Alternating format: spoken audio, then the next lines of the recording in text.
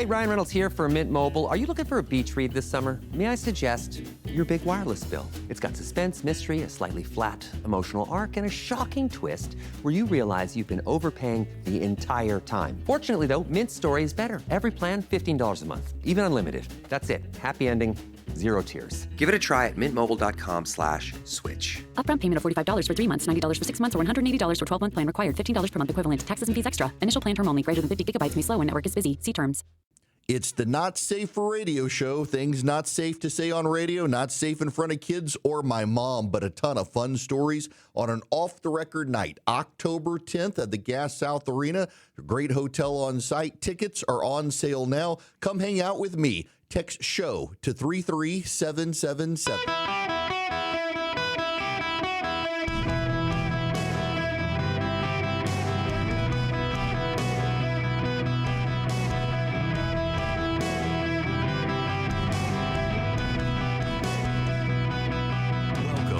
Erick Erickson Show podcast, hour 2.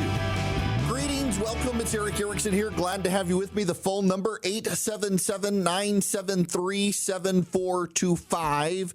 This is not the news and not relevant to any of you, but I'm going to tell you anyway. So I am 7 stories up in a building, and I've got just a wall of windows next to me, and I heard thunder.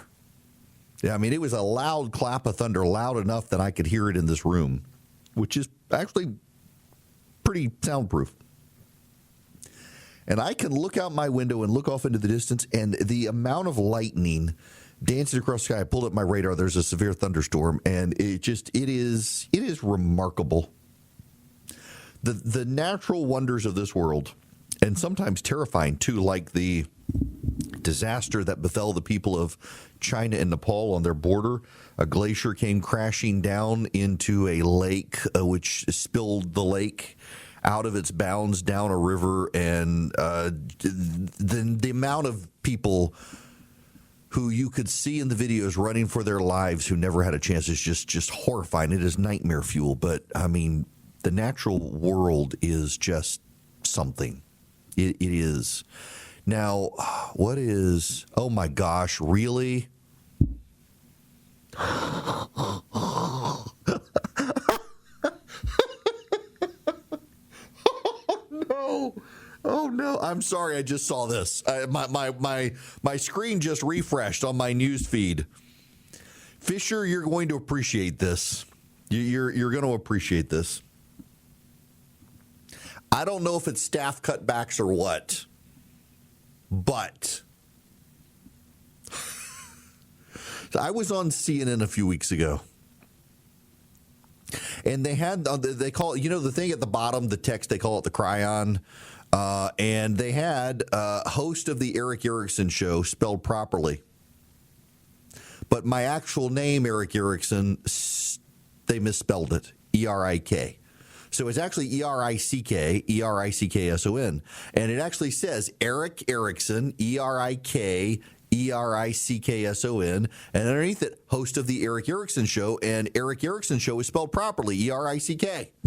I'm like, what is going on here? Well, CNN is today formally apologizing to the family of Dolly Parton for using a photo of a Vegas impersonator in covering Dolly Parton's death. Now, here's the thing, is they have up a picture, and you can tell from the picture that ain't Dolly Parton. What is going on? Have there been budget cuts? Wow. There got to be budget cuts or something. I don't know what's going on. But yeah, they misspelled my name 2 weeks ago while getting my name right in the title of my show. And then today they're apologizing for using a Vegas impersonator as their picture of Dolly Parton. Just what is going? Can we have a moratorium on the editorial producers at CNN doing stuff until we can figure out what's going on? I want to tell you what's going on in the landscape out there. Listen, I'm a little bit despondent on the GOP in Georgia. This is a state we could have won, but at the end of the day, the primary voters wanted to be entertained. That they weren't really thinking strategically. The problem is that for the Democrats, at least, they're doing kind of the same thing. I want to play you a clip. This is the president of the United States doing an interview with Trey Gowdy, I believe it is. This is the president. There's a theory that I get the vote. You know, I see it all the time, that when Trump's on the ballot, they win. When he's not on the ballot, the people don't go to vote. And I'm asking the people through your brilliant show, number one show, I'm asking the people to get out and vote, pretend I'm on the ballot. If they go out and vote, we're going to win. And if we don't, our country's going to be in sad shape, because we're going to go through a lot of things. Pretend he's on the ballot. That's the play. This is Brian Kilmeade with Karoline Leavitt. By the way, congratulations, Karoline Leavitt, for a good run as White House press secretary. I know it's an exhausting job, and today is her last day. The president says he's very disappointed to learn that she loves her children more than him. It's a great line. There are some. I can't believe you say something like that. Oh, come on, laugh. It is a great line. Well played, Mr. President. This is her last day. She was on Fox and Friends this morning. But here's a clip on the president talking about the midterms. There's a theory that I get the vote. You know, I see it all the time, that when Trump's on the ballot, they win. When he's not on the ballot, the people don't go to vote. And I'm asking the people through your brilliant show, number one show, I'm asking the people to get out and vote, pretend I'm on the ballot. If they go out and vote, we're going to win. And if we don't, our country's going to be in sad shape, because we're going to go through a lot of things. And part of that, Karoline, is winning is spending, too. The president's got this award chest, which he earned every cent of it by doing an endless amount of fundraisers. How much is he looking to spend in Texas to try to save Ken Paxton?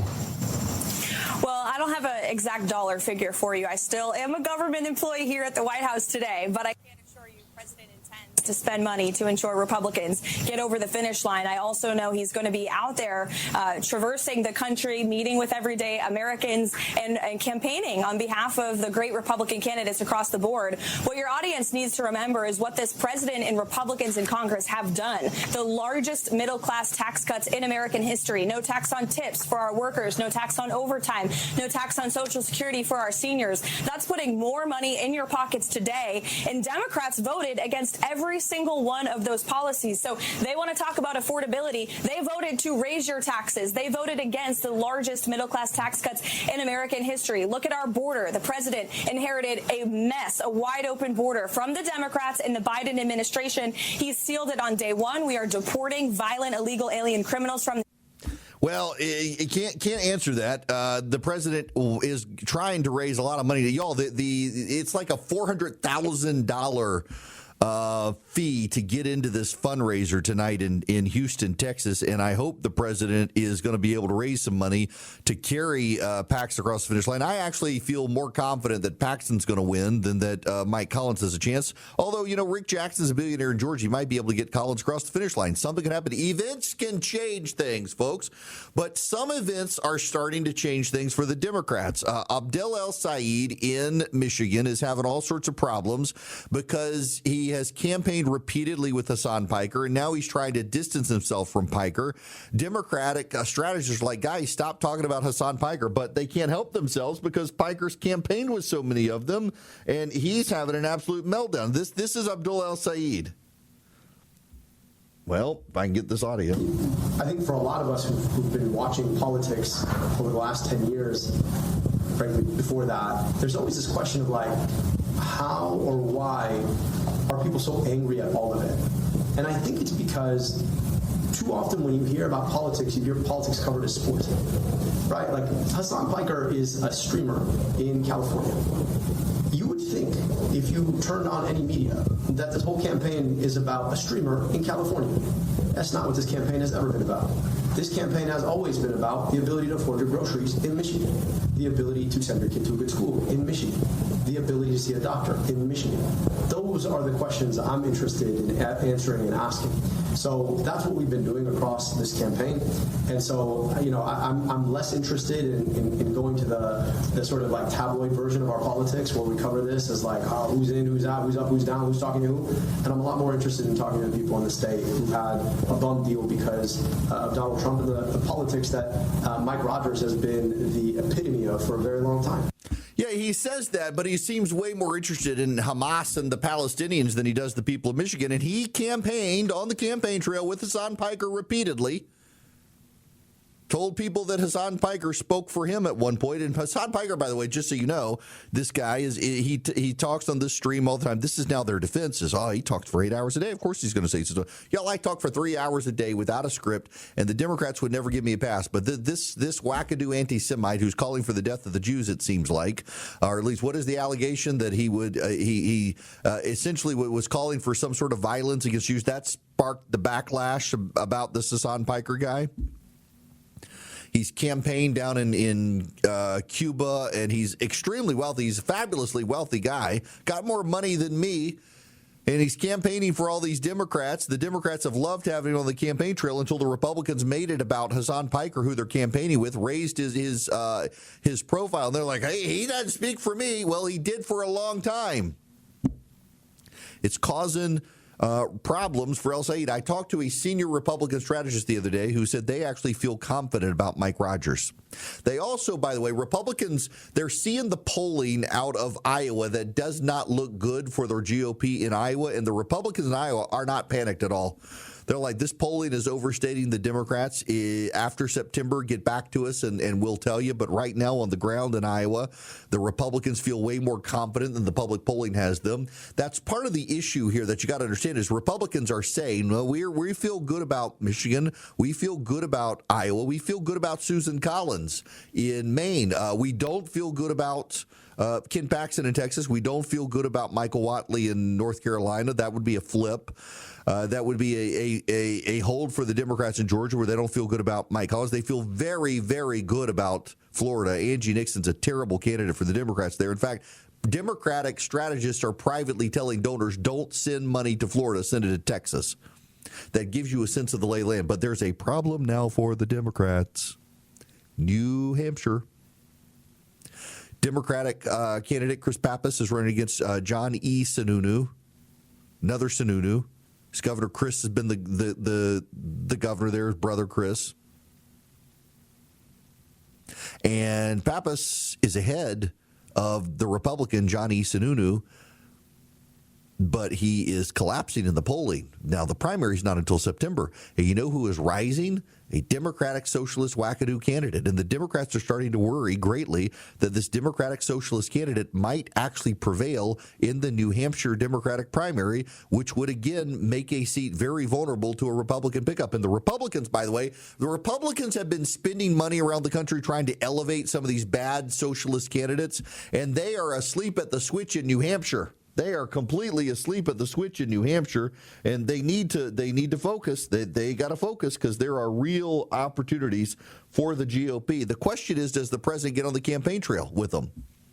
And in December, the president said, and Susie Wiles said, the president would get on the campaign trail with the GOP. And at this point, it does not look like the GOP wants to campaign with the president in swing states. In fact, you're more likely to see a Democrat with Hassan Piker right now than you are a Republican with Donald Trump because he understands his own position. He can go out and fundraise for them privately, but he's getting a little bit radioactive on the campaign trail with independent voters who are going to decide the race. This is Mark Short, Republican strategist on CNN. I mean, that interview you just showed was from December. We're on the verge of Labor Day. Where have you seen him campaigning? We got 8 days. He was in a Republican primary. He's not actually campaigning to defeat Democrats. Yeah. He's been nowhere to be seen in defeating Democrats. So what? I mean, obviously that sends a signal to congressional Republicans. What are their options now if the president? Yeah, but arguably nobody's paying attention until. You know, kids are going back to school. We're paying attention. No, he said the whole year. We're going to have the greatest year. He's going to be all over the campaign trail. Come on, Dave. He's not. He's not on the campaign trail, will he? Will the Republicans campaign with him? He's going to try to do a convention in a couple weeks. I totally forgot about this thing. They're going to do a Republican midterm convention in Dallas. I don't think the media is under any obligation at all to cover it. I'm sure that the ABC, CBS, NBC, they'll because they're broadcast media, they'll cover some of it. But the Republicans need to get on message. They have a message. It's a cultural message, and that cultural message is that you may not care for us right now, but the Democrats are way too far out to lunch, and they are too extreme to put them back into power after 2 years. You saw what they were 2 years ago. They haven't changed. That's a great message for the GOP. The question is, can they stick on that message, and will the president help them stick on that message? But the Republicans actually feel good about Iowa. They feel good about Michigan. That would be a flip. Texas could be a flip for the Democrats. North Carolina is going to be a flip for the Democrats. In Georgia, you don't have a great candidate there. That's probably going to be a hold. But the GOP, depending on how this plays out in New Hampshire, they could flip New Hampshire too. I would call it a win if we get a 51-49 Senate. And I think that's likely. A 51-49 Senate, I'd call it a win. And I think it's likely. I think we hold the Senate. The House, probably gone. Hello. Welcome. Jared Halpern, who is the White House correspondent for Fox News Radio, has just tweeted out the president has signed an executive order to rename Lake Ontario to Lake America. I'm sure that is going to win Republicans the midterms. My goodness. All right, your phone calls, 877-973-7425. I have a minute before I have to get to the ad, so be patient with me. I don't want to shortchange anyone. And we do need to, in fact, Carol is on the phone. I want to take Carol's phone call when we come back because the case of the mom who killed her 3 kids. Have y'all seen the number of people who have gone just nuts online, convinced that her husband set her up or something? Her own defense had nothing to do with that. And I'm baffled by this. I mean, and by the way, I'm also baffled by the number of people on the right, the number of men, I should say, on the right, who want to be dismissive of postpartum depression. It's just everybody seems to be losing their mind today.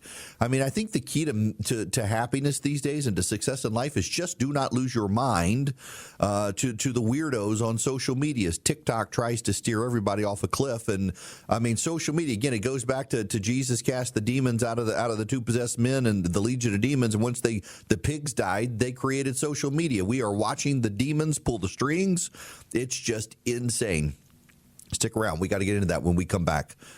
Incogni wants to get you private online. I saw someone this morning try to dox, that is, to report the home address of the CEO of one of the tech companies that's in all the rage these days. And I had it flagged and deleted on social media for that guy.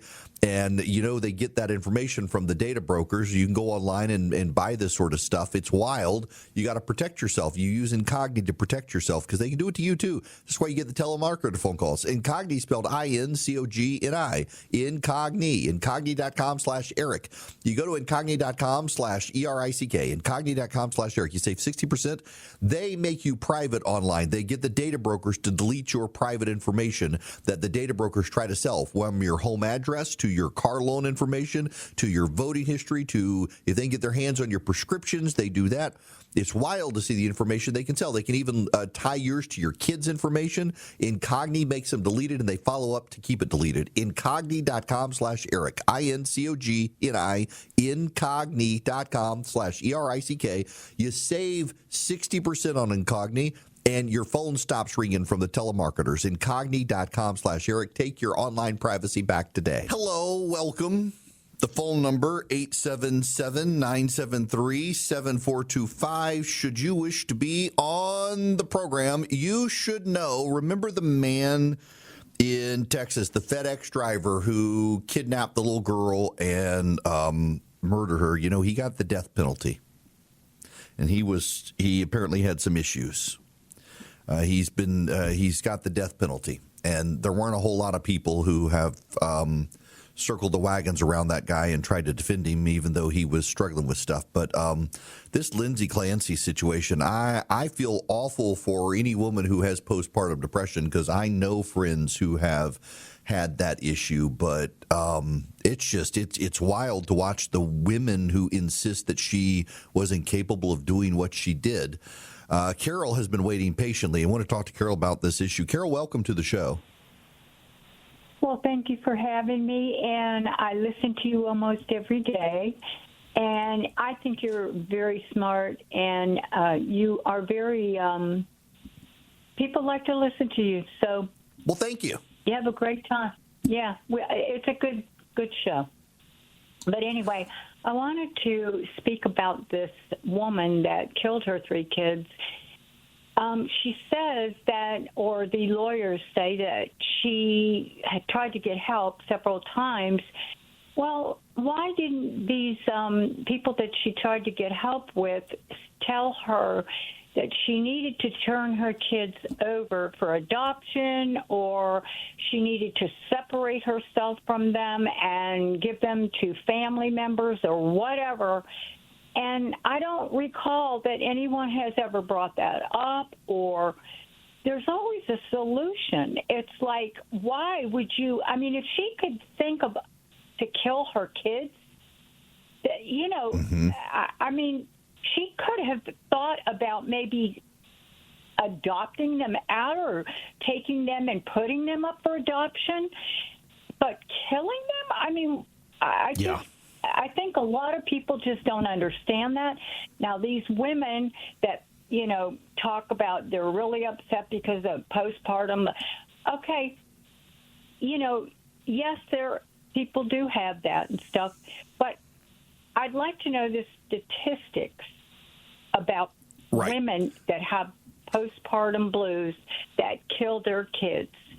Yeah, listen, I'm glad you said it because I know they're friends, and the wife had to be committed because of her postpartum depression. The hormone changes in her body.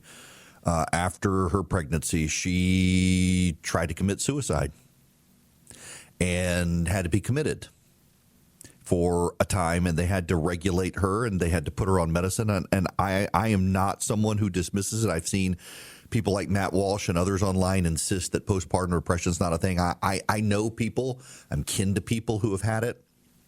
I know a guy, he's not really a friend, he's an acquaintance, but I know the story directly related, Carol, to what you're talking about, that his wife was struggling with postpartum depression. And sorry, this one kind of makes me emotional because I know the guy, he's not really a friend, he's an acquaintance. I know the story.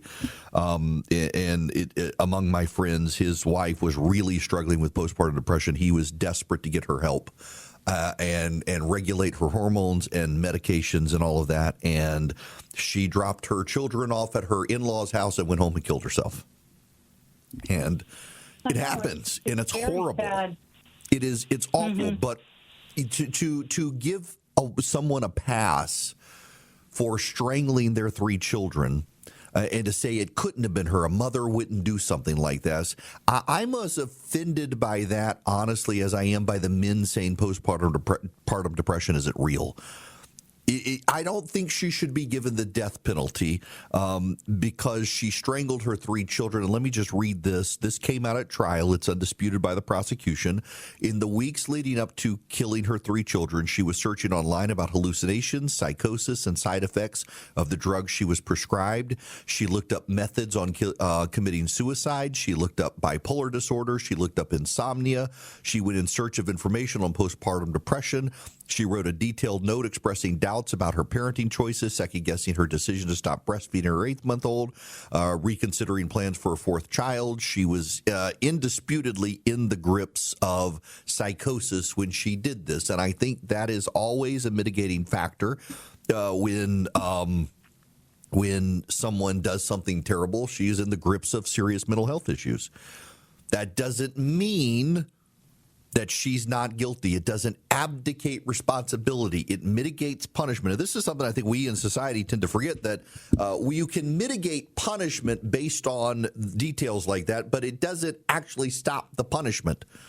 She still had culpability for what she did. She was not so detached from reality that she didn't know. And it makes me think of the case I talked about yesterday, the case of Jonathan Hamby in Georgia, Jonathan Hamby is a man who this past weekend, he's a white man battling mental health. Some people are trying to turn it into a race thing in Atlanta, and it's not. He is a man who is battling mental health that in his reality, not actual reality, but in the reality he believes he's in, everyone is trying to kill him. And this man, Ramon Harris, I think his name was walking past him, and Jonathan Hamby stabbed him in the neck with a knife and killed him.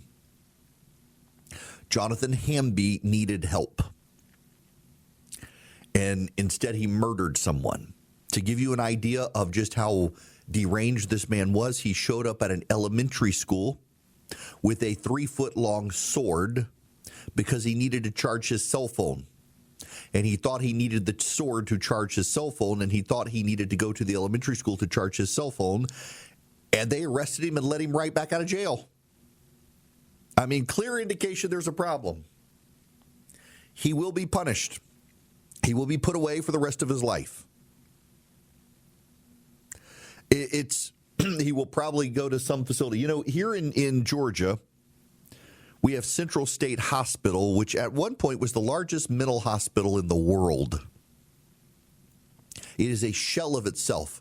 In the 60s and 70s, moving into the 80s, the policymakers decided to shut down the mental health hospitals, and mainstream people, all the crazy people, were put into neighborhoods. All the insane children were put into classrooms instead of left in their special ed classrooms, and education went down. Homelessness rose. The left wants to call these people unhoused now. They're not unhoused, and they're not really homeless. They're drug addicts, and they're victims of mental health. And we don't give them treatment. we leave them on the streets and just give them blankets and tents. We as a society have lost our ability to take care of those who need mental help. But I am genuinely appalled.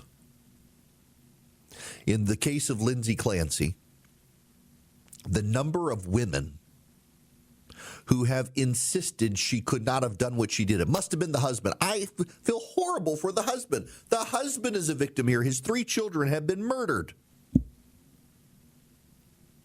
And there are deranged women on the internet who are obsessed about TikTok, and they've decided he's the bad guy. He didn't murder his children. There are people convinced he's the one who did it. No woman could murder her children. What was the woman in South Carolina who drove her kids into the lake? Yates, it was Andrea Yates. Now I see. Well, yes. Okay, yes. Dwayne, in fact, I see. This is what you're talking about. Dwayne, welcome to the show. How are you? Good, Eric. It's nice to talk to you again. How you doing? Good. All right. So you were calling. I see you've got Andrea Yates up here on call screen. Is that what you're calling about? Correct. Yes. Now, see, that was back in Texas in the early 2000s. Texas. I thought it was South Carolina. Okay. She drowned her 5 children. She had severe postpartum depression, and she drowned them from the oldest to the youngest. I remembered that, and I absolutely believe that it's real. Now, of course, in Texas, where I'm from, they at first convicted her of murder. But then a few years later, because of some testimony thing, I had to look it back up. They retried her and then committed her, which honestly, I think that's the right answer. Because I agree, no sane woman or man would kill their children, strangle them in that way, unless it's a Susan Smith situation where she's just trying to get rid of them. Yeah. So that was my comment, sir. Yeah. You know, there are clearly real mitigating factors in these sorts of things, but she's absolutely responsible. And by the way, for the people out there who might be listening thinking, no, the husband really did it, or there was something, her defense was never that. They didn't try to say someone else did it. They've tried to make the case that it was a psychotic break due to postpartum depression. They never accused anyone else. Dwayne, thanks for the phone call. Liz, you're going to be up next. Welcome to the show. Thank you. I'm a first-time caller, but I was listening to the woman who was just before this other guy, and she's placing the blame on other people. Why didn't family members take the children? Why didn't she put the children up for adoption? Like that was going to be a real, solution. And she walked each child down to the basement and individually strangled them. So that level of depravity and evil, there's only one person responsible, and that's Clancy. So that's just my point. And everybody's pointing the finger at everybody else, the husband. She did it, and she's responsible. That's it. Yeah, listen, I completely agree with you. I'm flabbergasted by the people who are trying to make excuse for her. And again, I think it's worth pointing out her own legal team did not try to make the case that someone else did it. They're trying to mitigate the situation by claiming she was not in her right mind. And I can believe she wasn't in her right mind. I can, but that still doesn't excuse what she did. I think it mitigates the punishment, but it doesn't stop her from being punished. Liz, thank you. That was well said. Liz from South Florida to Krista in Jacksonville, Florida. Welcome to the show. Krista, how are you? Good. Yes, there is a line in the book, What to Expect the First Year, where it says if you do not have a good partner, if you do not have a good support system, put the baby down and walk away, because they know that it can be extremely stressful as a new mom if you don't have a good support system in place. If you're struggling with mental health issues, which I think it's clear with the poor woman being on a pharmacy of drugs, the ball was dropped in many areas. Mm-hmm. That does not negate the fact that she still needs to be held responsible for what she did. But there are other roles. Other people played a role in that responsibility. That even with my aging father on dementia, I have had to do med reconciliations because they are just so eager to throw another pill in the mix. And you can't be on so many different psychotropic meds at one time. You know, between hormone changes, right. I don't know what the support system was at home, but there's a reason that line in that book, What to Expect the First Year, is put the baby down and walk away. Yeah, listen, I Krista, thank you for that. That's well said. And she killed her 3 children. It wasn't the father. Can we just? I got to get out of here. I don't want to run long, but can you just meditate on this? The women who had children, who have showed up at the courthouse to fundraise for Lindsay Clancy, to insist she did no wrong or that someone else killed the children, even though that wasn't her defense. What do these women say to their children? I'm going to go defend the woman who murdered her 3 children. You look your kid in the eye and say, yeah, I got to go to the courthouse. A woman strangled her 3 kids, and I got to go support her. Yeah, thank you, Susan Smith. Yes, that was the South Carolina one. Yeah, yes. Okay, Andrea Yates in Texas, Susan Smith. I knew one of them was South Carolina. My gosh. Yep. I mean, listen, y'all, postpartum depression is a real thing, but you're still ultimately responsible for your actions. That may mitigate how you're punished, but you'll still be punished. And Lindsay Clancy will be punished, I believe. Renee wants to give you a tankless water heater. Well, not give it to you, but make them available to you. You should have one. We had a water tank in our house. We actually had 2 because they were put in our crawl space under our house of all things. Odd construction for our house. One day I'm going to build my own. But we got 2 tanks. They cover the whole house. They were small, and they had to be heated all the time. And we got rid of them. We got on a tankless water heater. Our power bill went down. Our daughter has very long hair. By the way, she turns 21 tomorrow. And she and my son, she would use up the hot water, and then he couldn't take a shower. He's finally gotten the habit of getting up in the morning and bathing, and he has hot water, not because he gets up in the morning, and not because his sister's in college, but because we got a tankless water heater, so we have hot water forever. You can, too. You go to TalkingTankless.com, TalkingTankless.com. You can buy a Renee tankless water heater, and you can find a certified professional to install it, and you will love it. You will never run out of hot water again. You can stand in your shower as long as you want, and you will not run out of hot water. TalkingTankless.com. Get a Renee tankless water heater. Find a certified professional to install it. You'll thank me later. Like us, maybe your power bill will go down. Just yank your tank out, put the tankless water heater in. When I build my new house, it will be tankless. I will never not have a tankless water heater again. TalkingTankless.com. Thanks to Renai. A friend of mine who's been keeping up with this Lindsay Clancy trial just texted me during break and said that I needed to know that the prosecution pointed out no one ever actually diagnosed Lindsay Clancy with postpartum depression. She was never formally diagnosed by anybody with it. It's all, I don't listen. We can debate whether or not what her punishment should be, but the guilt seems pretty straightforward. Another friend of mine texts me and says he simply cannot fathom anyone wanting to murder their children, at least before they get into high school. Well said. That is well said. We will take some more calls on this when we come back, because I hadn't spent a lot of time on it, but as this case was, it's just what an awful thing. Awful thing. The phone number is 877-973-7425. This hour of the program is brought to you by Van Allen Golf, makers of fine golf equipment. Go to vanallengolf.com. Or text the word golf to 33777, and you can get the link to Van Allen Golf and also to Golfer's Journal. If you use my name, Erick, E-R-I-C-K, as your discount code at vanallengolf.com, you can get 15% off. We got more to talk about. I know people have been wanting to talk about this case. I'm happy to spend a little more time on it. Linda, if you can be real patient on the phone, I actually really would like to talk to you on this when we come back.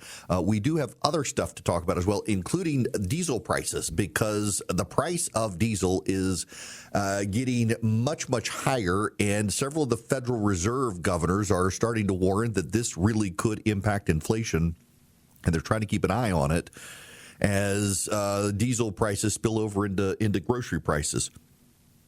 Vision Computer right now is, they're kind of like old school, which I love. They have actual human beings instead of AI chatbots.